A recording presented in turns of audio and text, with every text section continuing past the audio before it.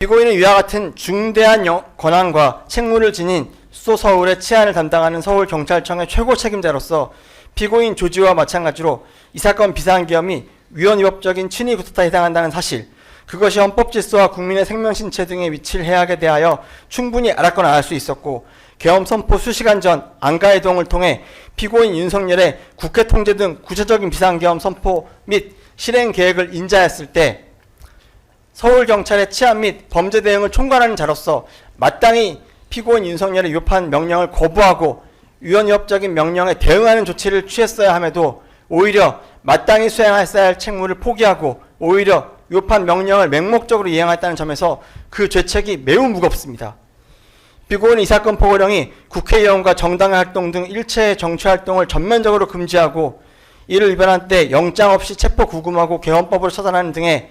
위헌위법적인 내용들로 구성되어 있어 그 자체로 국민에게 공포심을 야기하는 강압적인 수단임을 충분히 알고 있었음에도 포고령 발령을 기하로 하급자들에게 국회 전면 출입 통제를 강화하고 이에 위반하는 국회의원 등을 포고령 위반으로 체포하라고 지시함으로써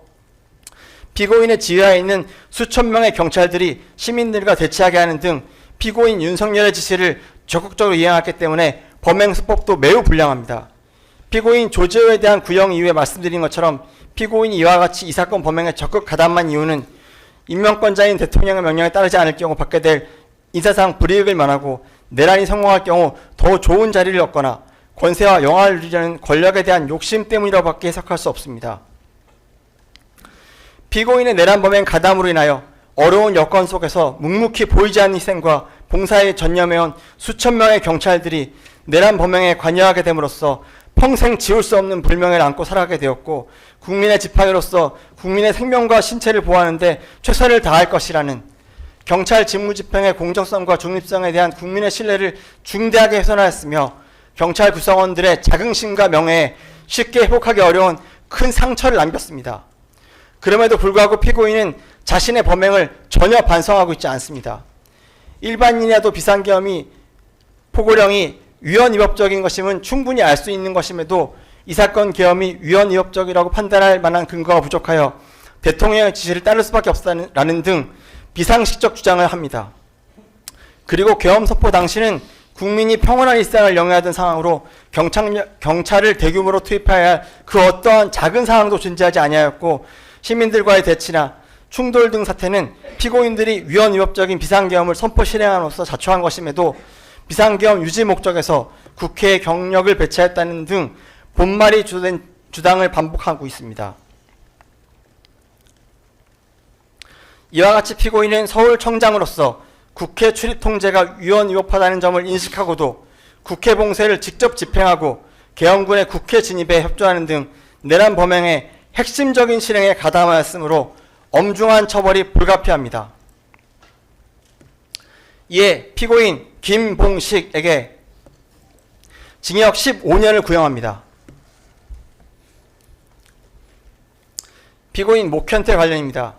피고인이 이 사건 범행 당시 국회 청사 경비와 국회의장 경호를 담당하는 국회 경비대장으로서 부대장과 각 경비대대장 등을 지휘 통솔하면서 경비대제를 통해 국회 청사 경비, 출입자 통제, 국회 청사 내 안전활동을 할 권한과 책임이 있는 사람이었습니다.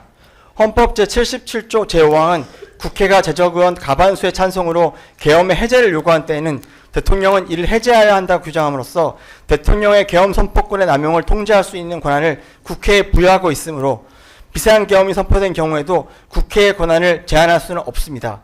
그렇지 않으면 대통령이 비상계엄을 선포함으로써 헌법에 따른 국회의 통제 권한을 유명무실하게 만들 수 있기 때문입니다.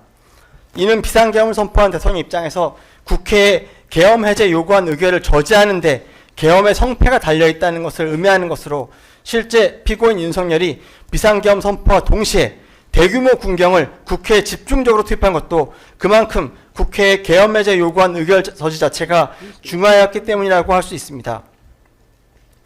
그런데 피고인은 대통령의 위헌위법적인 비상계엄 선포 후 국회를 무력화하려는 군경으로부터 국회 경비대장의 직무에 따라 국회의장과 국회를 보호하기는커녕 오히려 비상계엄 선포 후 국회 경비대 경무계장 송민주 등 대원 약 85명으로 하여금 국회의원 등의 국회 출입을 전면 금지하게 하여